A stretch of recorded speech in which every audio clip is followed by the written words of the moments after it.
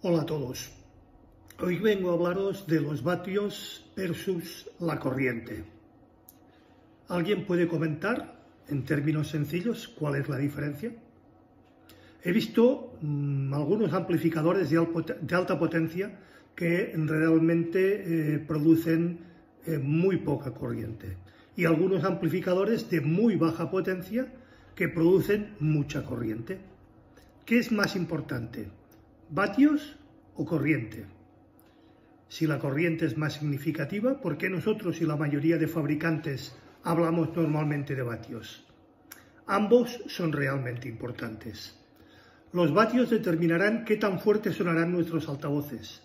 La corriente determinará qué tan equilibrado está de arriba abajo el sonido en los altavoces, cuyas cargas de impedancia varían mucho en las diferentes frecuencias, particularmente a volúmenes de escucha más bien bajos o moderados. Vatios igual a corriente por voltaje. Poniendo un símil, corriente igual a amperios igual a A. La corriente similar al flujo del agua, poniendo este símil. Voltaje igual a voltios igual a V. El voltaje es similar a la presión del agua, que no al flujo del agua. Cabe hacer esta pequeña distinción. Así que puedes ver, tanto la corriente como la tensión son importantes para componer una clasificación de potencia vatios. Un buen ejemplo con el que puedes estar más que familiarizado son las válvulas frente a los amplificadores de estado sólido o de transistores. Los tubos son dispositivos accionados por voltaje. Funcionan a baja corriente pero a alta tensión y controlan o amplifican esta fácilmente.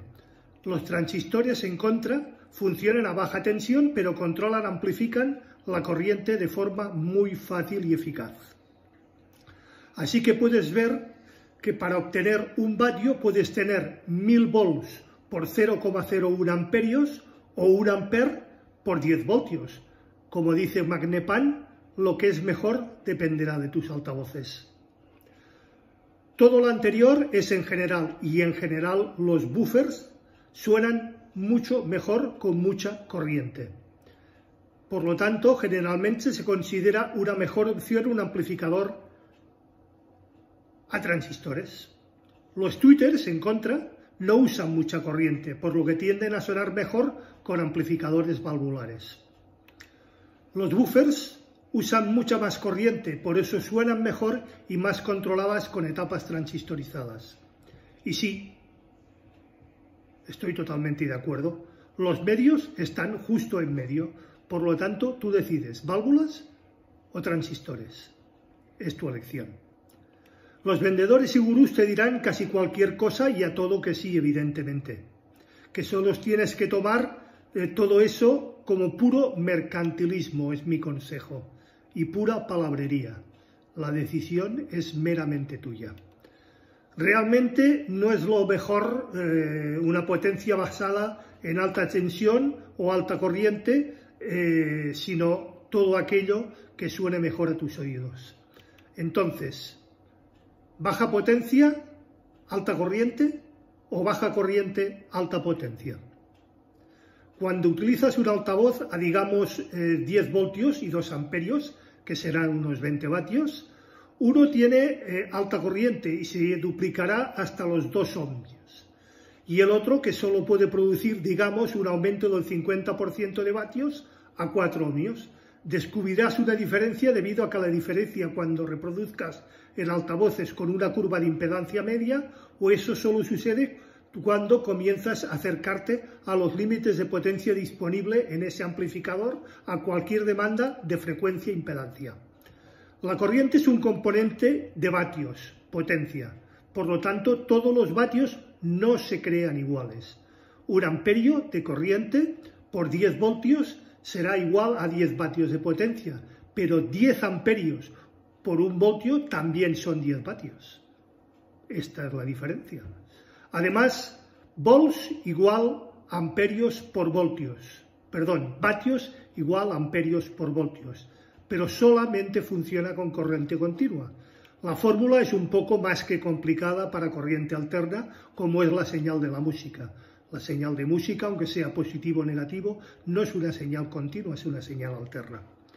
Pero dejemos esto de lado por ahora. La forma en que se crea la potencia será mucho mejor o peor según quien te la comente. ¿Por qué? Porque cada tipo de controlador genera una señal reactiva de vuelta al amplificador. Os prometo en un futuro post comentaros cómo afecta esto al damping factor. Cuando la señal de un amplificador mueve un cono hacia adelante y hacia atrás, por ejemplo, la acción de la bobina del cono en el campo magnético realmente genera una corriente eléctrica inversa de vuelta al amplificador. Esta corriente inversa se añade a la impedancia de carga que el amplificador ve. Lo que es crítico en la sección de amplificadores es cómo se crea esa impedancia, llamémosle fantasma. Si el amplificador ve un tipo de carga reactiva, un ejemplo sería un altavoz electrostático, necesita que sus vatios disponibles consistan de mucha corriente. Si ve una carga de tipo resistivo, como los conos, cúpulas, cintas y magnéticas o del tipo plano, necesita que sus vatios disponibles consistan en muchos voltios para superar el voltaje inverso creado por este tipo de altavoces. Voy a generalizar un poco, pero un vatio amplificado a válvulas, un circuito push-pull típico con su transformador de salida, será rico en la corriente que pueda poner a disposición para ese vatio de salida. Un vatio de amplificador en estado sólido, un circuito push-pull típico con los transistores de salida directamente acoplados al amplificador, será rico en voltaje que puede poner a nuestra disposición, pero ese vatio será solo un vatio de salida. Las válvulas son mejores que el silicio para cargas capacitivas y el silicio mucho mejor que los tubos para cargas resistivas. Muy bien, esta es una definición generalizada. Sin embargo, debido a que la impedancia de todos los altavoces varía ampliamente dependiendo de la frecuencia, la impedancia nominal de los altavoces es solo una cifra nominal. Podría haber momentos en que lo que necesitaras fuera un amplificador enorme para amplificar esos altavoces de forma dinámica, de forma correcta. O si estás amplificando unos electrostáticos, solo los paneles, estamos hablando de solo los paneles, es posible que necesites un enorme amplificador de estado sólido para dar a estos la corriente que necesitan, cuando un amplificador a válvula de mucho menos rendimiento sonaría igual de bien o posiblemente mejor. La gente en el audio esotérico generalmente están a un nivel Stanford Bimet de 3 dígitos, pero muchos, probablemente la mayoría, han tenido poca ocasión de familiarizarse con la naturaleza de buenos diseños del circuito de las etapas amplificadoras. Ahí la disyuntiva. Pero si tomas un poco de tiempo y pasas por un buen y razonable tutorial en línea, claro, fácil de entender, encontrarás más información que muchas de las explicaciones y de las disyuntivas y de las paparruchadas de los expertos gurú, autoproclamados gurús, ungidos que persiguen simplemente su grandeza, agrandar su ego o su gloria. La confusión con las clasificaciones del amplificador: los amplificadores no producen vatios, producen corriente, o deberían de generar corriente. Un amplificador es una fuente de voltaje, al igual que la red de 120 o 240 voltios de nuestra casa. Una analogía fácil de usar es una bombilla. ¿Cuál es la diferencia entre una bombilla de 100 vatios y otra de 60 vatios? ¿Y por qué una bombilla de 100 vatios es más brillante que una bombilla de 60 en la misma lámpara conectada a la misma toma de corriente? ¿Veis la similitud? No se le puede decir que una bombilla de 100 vatios en la lámpara a la toma de corriente produzca 100 vatios. La toma de corriente suministra X voltios constante. Esa es la clave. Entonces, ¿cómo se diseña la bombilla de 100 vatios y otra de 60 vatios? Pues debemos de aplicar la ley de Ohm. Corriente por resistencia. Vatios igual a voltaje por corriente, simplificando. La bombilla de 60 vatios en una toma de 240 voltios puede decirnos la corriente que va a necesitar. Reorganizada la ecuación, de watts da corriente igual a vatios dividido por el voltaje, o sea, 60 dividido por 240, 0,25 amperios. Necesitaremos 0,25 amperios a través de la bombilla para obtener 60 vatios. Controlamos el emparejado por resistencia. Para obtener esos 0,25 amperios, ahora vamos a la ecuación del voltaje y reorganizaremos para resolver la resistencia. Resistencia es igual al voltaje dividido por la intensidad, o resistencia es igual a 240 dividido por 0,25, es decir, 960 ohmios. Por lo tanto, para diseñar una bombilla de 60 vatios se requiere un elemento o un filamento que sea de 960 ohmios para una tensión de 240 voltios. Eso nos da unos 60 vatios en una toma de 240 voltios, como acabo de decir. Pero una bombilla de 100 vatios, intensidad es igual a 100 dividido por 240, nos dará 0,417 amperios. Dicho de otra manera, resistencia es igual a 240 dividido por 0,42, es decir, la bombilla de 100 vatios debe de tener una resistencia de 571 ohmios. Por lo tanto, para diseñar una bombilla de 100 vatios se requiere un elemento con una resistencia de 571 ohmios. Eso nos da que 100 vatios en una toma de corriente para 240 voltios. La diferencia son las resistencias de los elementos de tungsteno que hacen que a mayor corriente fluya desde su receptáculo. Esta corriente adicional es la potencia adicional de voltios por amperios. Vale, genial, menudo rollo, ¿no? ¿Y qué pasa con los amplificadores y la corriente? Pues exactamente lo mismo.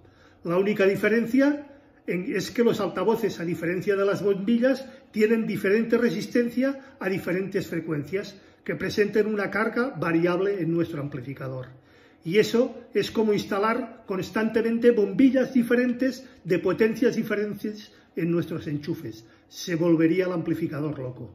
Yo por eso, evidentemente, represento una carga variable similar en la toma de la pared, o a la de la toma de la pared.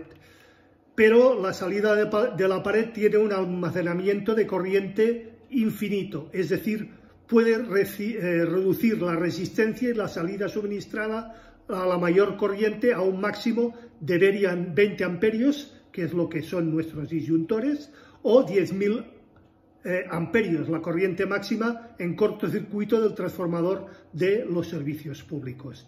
Pero un amplificador no tiene 10.000 amperios de corriente a nuestra disposición.